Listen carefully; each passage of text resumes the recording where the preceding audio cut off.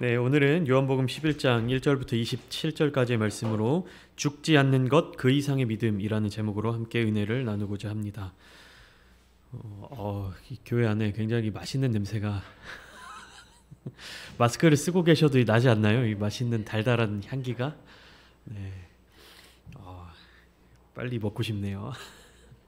그래서 이제 또 뜨겁게 기도할 시간도 있고 또 맛있게 먹으면서 교제 나눠야 될 시간도 있으니까 제가 오늘 말씀은 좀 핵심만 간단하게 간추려서 말씀을 좀 드리려고 합니다. 그래서 10시 전에 좀 예배를 마치고 기도 시간이 부족하지 않게끔 좀 하려고 하니까 여러분들께서도 집중해서 같이 핵심적인 말씀을 은혜로 들어주셨으면 좋겠습니다.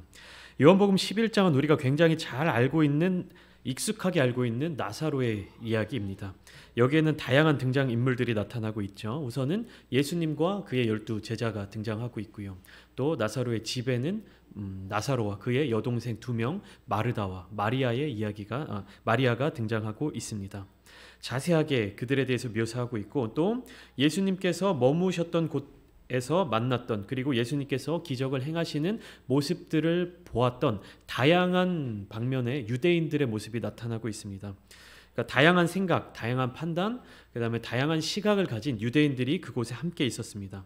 그러니까 나사로의 병듦, 죽음으로 인해서 그의 가족들을 위로하던 유대인들, 그리고 예수가 나사로를 얼마나 사랑하였던가를 말하던 자들, 또 맹인의 눈을 뜨게 했던 자가 어찌 이 나사로를 낫게 하지 못했냐, 이렇게 말하던 사람들, 그리고 일련의 과정들을 통해서 예수님을 믿게 된 사람들이 나타나고요. 또 이러한 사건들에 대해서 바리새인들에게 가서 보고하는 유대인들까지 다양하게 등장하고 있습니다. 우리가 예수님을 믿는다, 그리고 예수님을 따른다라는 이야기를 할 때 과연 그들의 믿음의 최종 단계는 어디일까요? 예수님을 믿는 것, 예수님을 따르는 것, 그렇게 이야기를 할 때 그 믿음의 끝, 마지막 단계는 어디까지일까요? 그리고 또 성경에 나와 있는 이 사람들의 믿음의 끝 말고 오늘날 신앙생활하는 우리의 믿음의 마지막 단계는 어디까지 나아갈 수 있을까요? 요한복음 1장에서부터 10장까지의 이야기들을 통해 우리는 예수님께서 행하신 수많은 기적들을 목도하였습니다. 이러한 예수님의 기적과 이적들을 바로 곁에서 목격했던 사람들, 그러니까 제자들, 예수님께서 사역하실 때 그때 당시를 살아갔던 그 사람들은 얼마나 깊은 믿음의 수준을 가질 수 있었을까요? 가끔 이런 생각이 들 때가 있죠. 우리는 예수님을 한 번이라도 직접 만나보면 예수님께서 우리에게 그 목소리를, 그 음성을 한 번이라도 들려주시고 한 번이라도 만나주신다면 우리의 믿음이 얼마나 더 성장할 수 있을까? 우리가 얼마나 더 주님께로 가까이 나아갈 수 있을까? 기도하면서 이런 생각 해보신 적 없으신가요? 그러면서 더 나아가서 이런 생각이 드는 거죠. 예수님을 직접 만날 수 있었던 그때 당시에 그 사람들은 얼마나 복된 사람들이었을까? 그리고 그 사람들은 얼마나 감사하고 행복했을까? 우리가 믿음의 어떤 벽을 느꼈을 때, 믿음의 한 단계를 뛰어넘어야 되는 그 순간을 마주쳤을 때, 우리가 정말로 예수님을 만났더라면 이런 어려움을 더 쉽게 극복할 수 있지 않았을까? 이런 생각을 할 때가 있습니다. 예수님을 직접 만나고 또한 예수님께 특별한 부르심을 받은 사람들을 우리는 사도라고 부르고 있고, 또 우리가 주일 오후에 나누고 있죠. 사도 바울이 그를 대적했던 사람들에게 많은 부분 공격당했던 부분이 무엇입니까? 당신은 예수님을 실제적으로 직접적으로 만나지 못한 사람이 아니냐.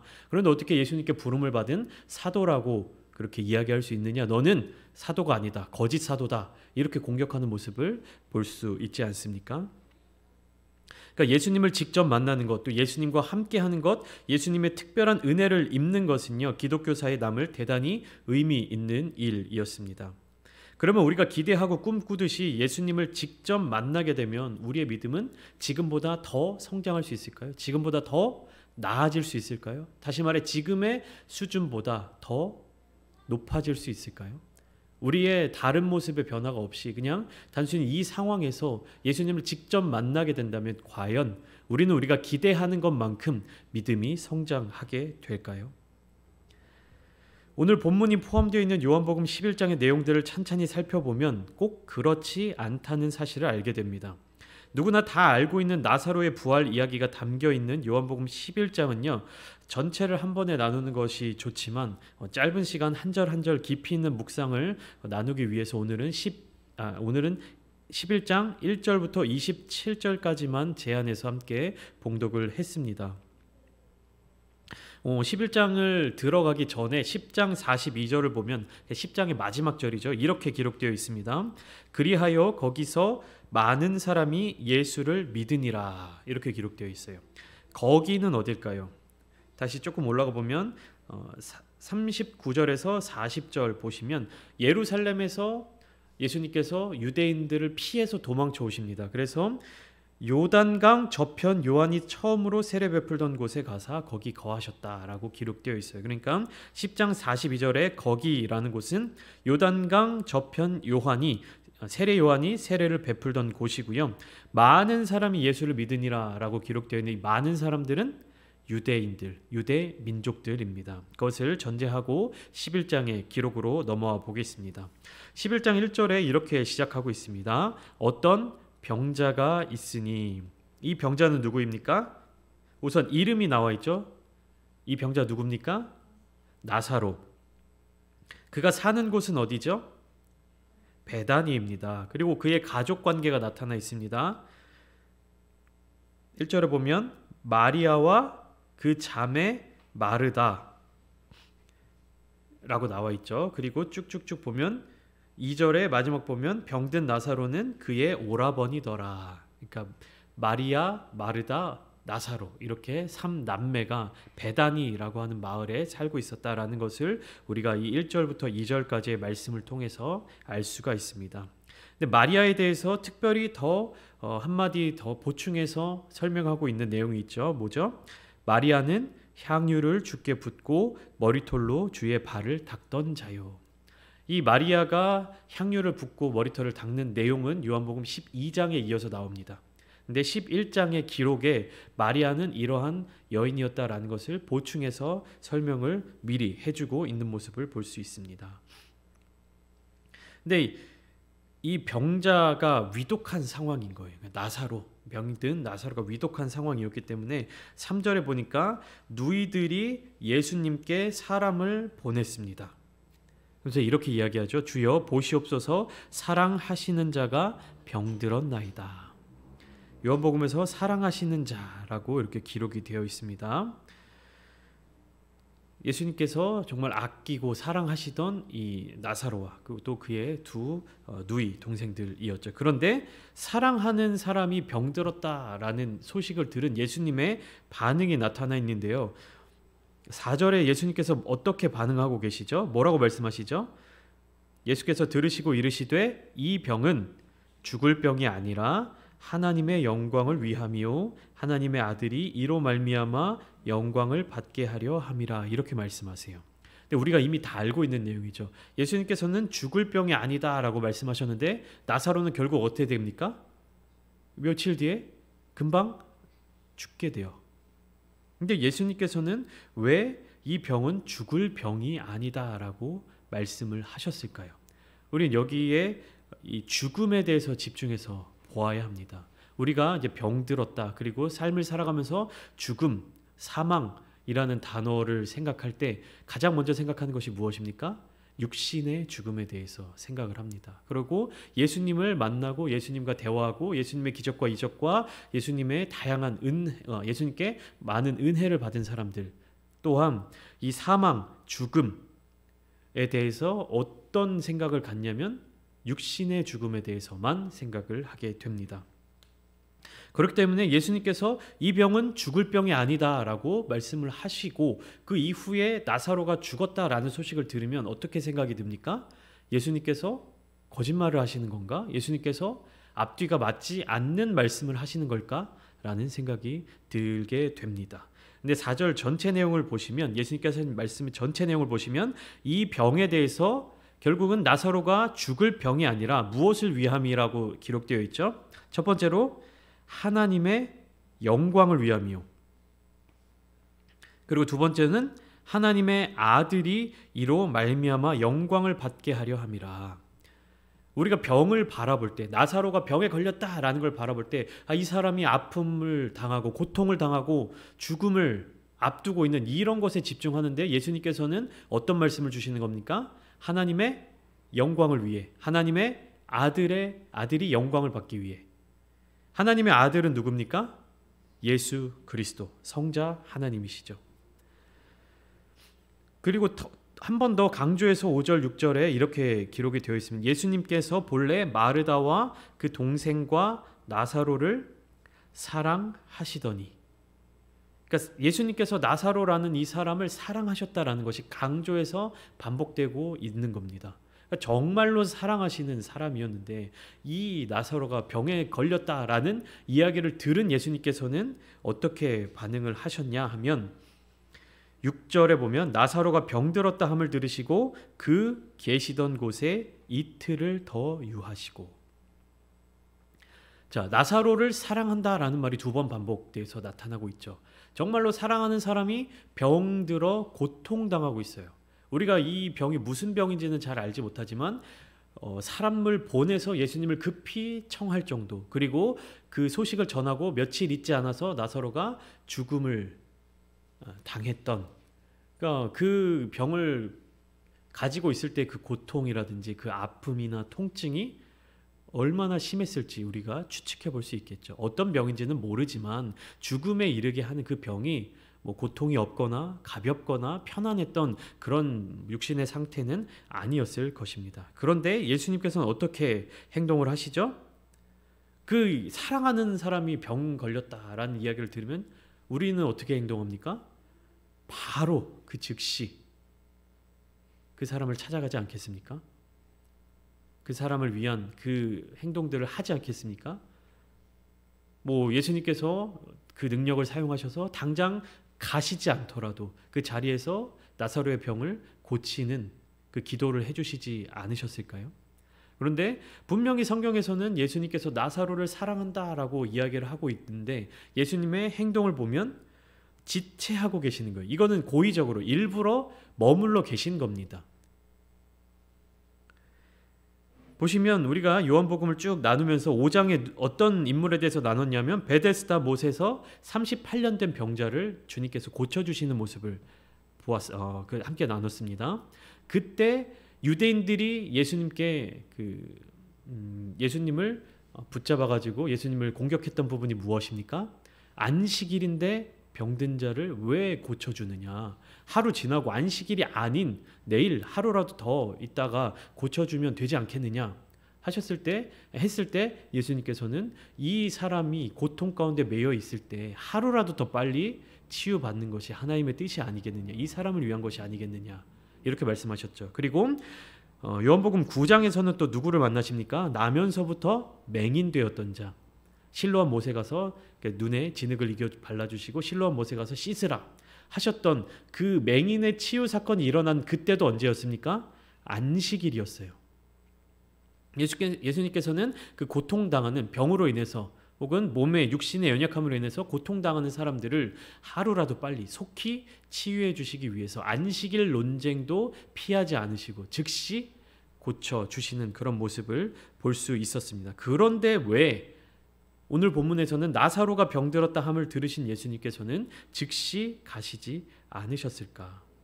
우리는 이런 의문을 갖게 됩니다. 나사로는 병에 걸리고 곧 죽게 되었기에 고통도 상당했을 텐데 사랑하시는 사람이, 사랑의 대상이 이런 고통과 고난을 당하고 있는데 가만히 지켜보시고 지체하고 머물러 계시는 것이 맞는가? 우리는 이러한 질문을 하게 됩니다. 근데 여기서 우리가 주님의 마음과 주님의 뜻을 깨달아 알아야 되는 것은 무엇이냐 하면 예수님께서 말씀하시는 이 내용을 통해서 우리가 알 수 있는 것은 무엇이냐 하면 병을 고치는 기쁨이 있습니다. 그런데 그 병을 고치는 기쁨보다 더 큰 기쁨이 무엇입니까? 죽었다가 살아나는 부활의 기쁨. 그러니까 다시 말하면 부활의 기쁨을 누리기 위해서는 죽음을 경험해야 합니다. 단순히 인간의 관점에서는 덜 아프고 죽지 않고 고통을 적게 겪고, 그러니까 죽음까지 이르는 그 고통이 얼마나 심했겠습니까? 병들어 있는 동안에 그때 치유받았으면 이 죽음까지 이어진 이 고통을 느끼지 않아도 되는데 왜 이 고통을 다 느끼면서 죽음까지 이르러야 하는가? 단순히 인간의 관점에서는 그 고통을 다 겪지 않고 병이 초기에 발견되었을 때 더 아파지기, 더 심해지기 전에 치유받는 것이 더 좋은 일이 아닌가라는 생각을 할 수가 있습니다. 그런데 예수님께서 이렇게 말씀하시는 것을 통해서 우리가 알 수 있는 것은 무엇입니까? 나의 만족과 나의 유익과 나의 안전과 어떤 나의 편안함을 바라보는 것이 아니라 하나님의 영광을 위하여, 하나님의 아들의 영광을 위하여, 그리고 이 하나님의 영광이 결국에 무엇으로 이어집니까? 사람에게는 소망으로 이어지는 겁니다. 나의 죽음과 나의 고통과 어쩌면 내가 처한 그 어려움이 더 극심해지는 그 상황 가운데에서 나라는 이 육신의 존재는 점점점 불행해지고 불쌍해지고 고통 가운데 머물러 있고 그 주변 사람들은 절망, 그러니까 사망의 절망을 느끼게 되고 그 공 가운데 빠지게 되지만 결국에는 그 사망을 이기고 주님의 부활의 소망을 겪게 되면 그 기쁨이 얼마나 더 크겠습니까? 그래서 예수님께서는 그 사랑하시는 나사로, 그 나사로를 통해서, 그리고 나사로의 가족들을 통해서, 그리고 그 나사로를 사랑해서 나사로의 집으로 모인 그 수많은 사람들을 통하여서 하나님의 영광, 또 하나님의 아들의 영광, 하나님께 영광을 돌리는 그 일에 이 모든 사람들이 함께 쓰임 받기를 원하셨습니다. 예수님의 이런 말씀을 들으면서 제자들도, 그러니까 예수님과 함께 생활하고 예수님과 함께 살았던 제자들도 예수님의 말씀을 정확하게 이해하지를 못하고 있습니다. 11절부터 15절까지를 보면 예수님께서 나사로가 잠들었도다 그러나 내가 깨우러 가노라 이렇게 말씀을 하셨을 때 제자들이 뭐라고 대답하냐면 잠들었으면 낫겠나이다 라고 이야기를 합니다. 그러니까 잠들어서 쉬는 것으로 생각을 하는 거죠. 그 고통이 너무나도 극심하면 이제 잠조차 편히 잘 수 없기 때문에 잠들었다라는 이야기를 듣고 좀 통증이 완화됐구나, 좀 증상이 나아졌구나, 그래서 좀 쉬면서 자는 거구나라고 제자들은 생각을 했죠. 근데 거기에 대해서 예수님께서 다시 말씀하셨습니다. 나사로가 죽었느니라. 그러니까 11절의 말씀에 보면 나사로가 잠들었기 때문에 내가 깨우러 간다. 그러니까 잠이 든 나사로를 깨우러 간다라고 말씀하신 예수님의 이 말씀을 제자들은 정말로 잠을 자는 육신의 잠을 생각한 겁니다. 그래서 잠들어 쉬는 이 사람을 굳이 뭐하러 깨우러 가십니까? 그 먼 거리를, 왜냐하면 이 앞에 뭐라고 되어 있냐면 예수님께서 지금 계신 곳에서 나사로의 집으로 가려면 어디를 통과해 가야 되냐면 그 유대 땅을 지나가야 되는데 그곳은 그 요한복음 10장에서 유대인들이 돌을 들어서 예수님을 쳐 죽이려 했던 그 장소를 거쳐 가야 되는 것이죠. 그러니까 제자들은 여러 가지 이유 때문에 예수님께서 목숨을 걸고 그곳을 지나가셔야 되는지, 그리고 나사로의 증상이 좀 완화된 것이 아닐까, 이런 말로, 이런 의미로 주님께 이야기를 하고 있는 것이죠.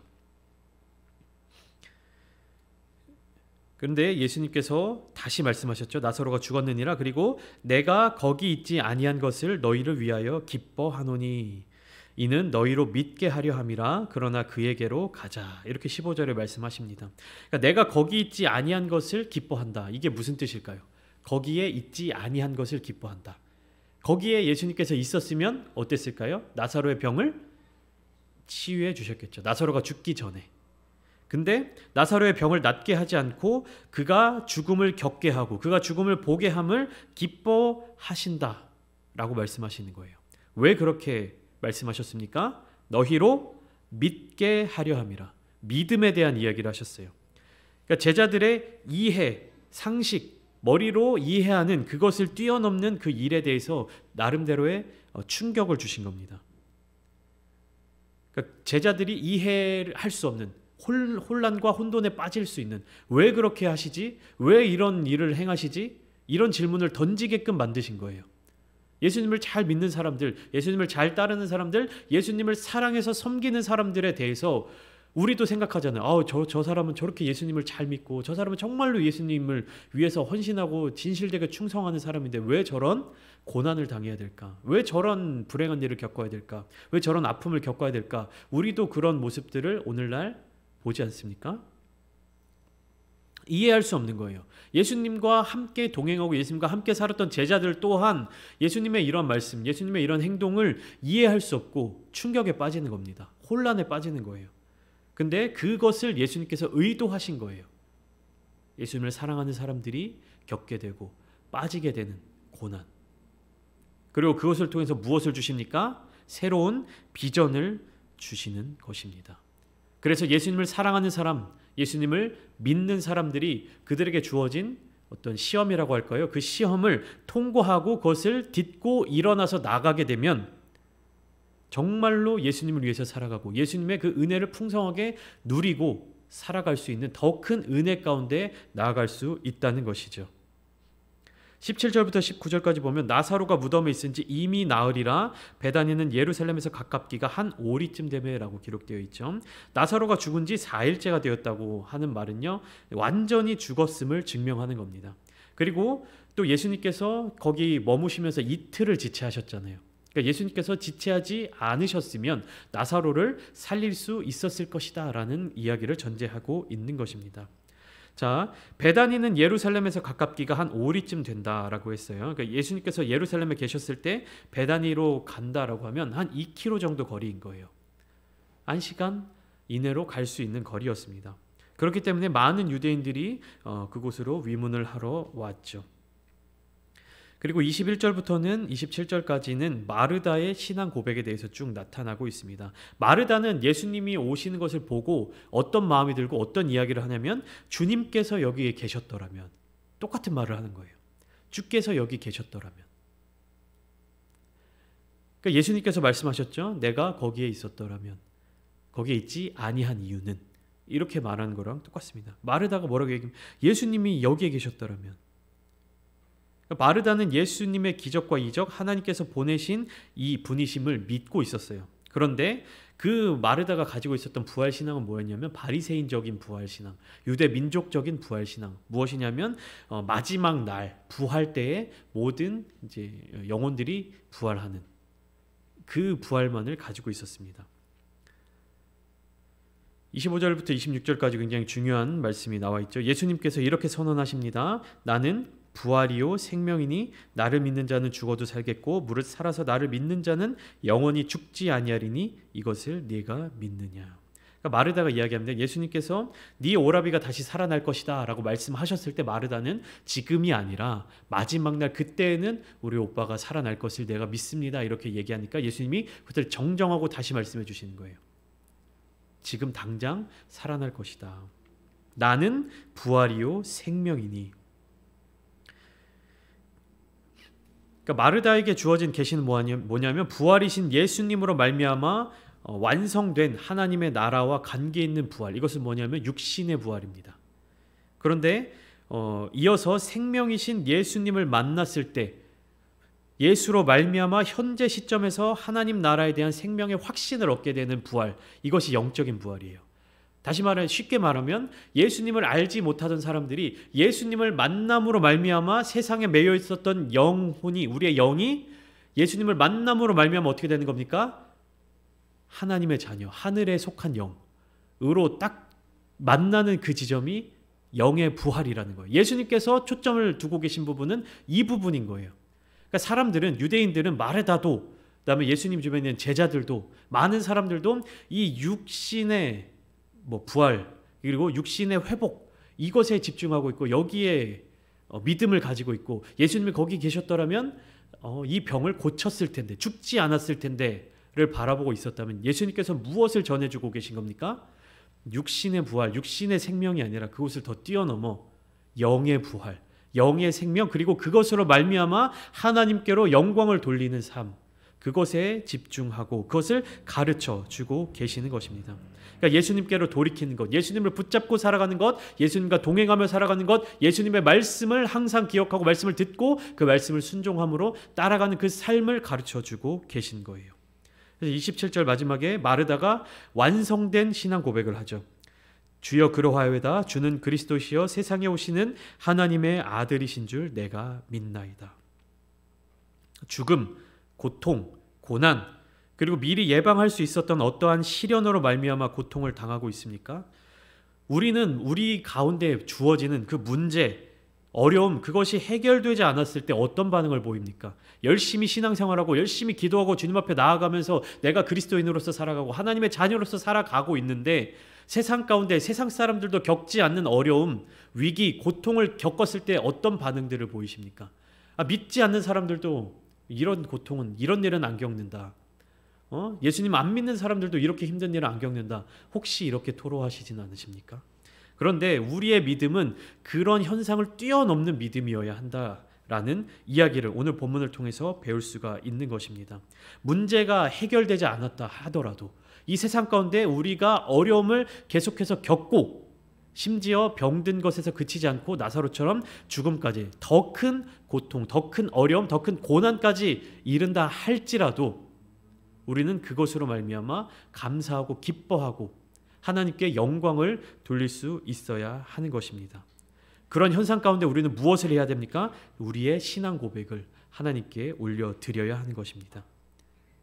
상황에 따라서 쫓아가는 것이 아니라 우리의 믿음의 고백, 그 고백 위에 하나님의 영광이 드러나게 되고 예수 그리스도의 영광이 나타나며 사탄 마귀의 권세, 또 죽음의 권세로부터 더 큰 승리를 얻게 될 것입니다. 믿는 그리스도인들은 그것을 소망해야 되는 거예요. 그냥 지금 내가 겪고 있는 어려움이 해결당하고 병들어 있는 육신이 회복되고 그냥 지금 잠깐 겪고 있는 그 고난이 금방 사라지는 그것을 바라보는 것이 아니라 우리의 삶을 통하여서, 우리의 영을 통하여서, 우리의 삶을 통하여서 하나님께서 영광 받아주시고 그 영광 받음을 통해서 우리가 소망을 보고 하나님 나라를 꿈꾸고 그 나라를 향해서 굳건하게 달려갈 것을 주님께서 가르쳐주고 계신 것입니다. 오늘 이 시간 함께 기도하실 때에 물론 아버지께서는 우리가 구하는 것, 우리가 기도하고 간구하는 것을 우리에게 주신다고 약속하셨습니다. 우리가 그것을 구해야 되는 것도 맞고 성경 말씀을 통해서 하나님의 뜻을 따라서 그렇게 기도하는 것도 올바른 기도이지만 오늘 본문을 통해서 우리가 깨달아야 할 것은 무엇이냐면 나의 소원, 나의 소망, 내가 원하는 것이 아니라 하나님의 영광을 위하여서, 하나님 나라의 확장을 위하여서 우리가 이 고통과 고난 가운데에서도 오직 예수 그리스도로 말미암아 소망을 갖고 나아가겠습니다. 우리가 그런 기도를 하겠습니다. 우리의 신앙 고백을 통하여서 하나님께 우리의 믿음을 올려드리겠습니다. 그렇게 결단하며 다짐하며 더 큰 은혜를 누리시는 오늘 이 귀한 기도의 시간이 되시기를 주님의 이름으로 축복합니다.